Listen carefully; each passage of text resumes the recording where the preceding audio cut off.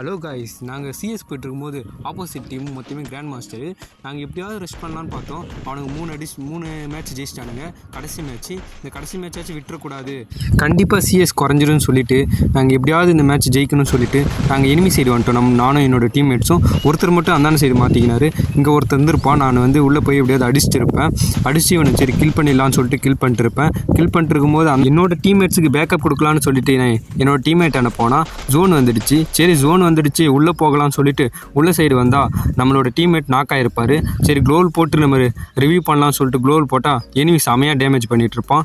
சரி நான் மட்டும்தான் இருக்கேன்னு சொல்லிட்டு அதான் சரி வீட்டு உள்ளே போனால் எனிமி இங்கே பின்னாடி போயிருப்பான். அவனையும் ஹெட் அடித்து விட்டு பார்த்தா நான் மட்டும்தான் இருந்தேன். அவனை கில் எடுக்க ட்ரை பண்ணேன்.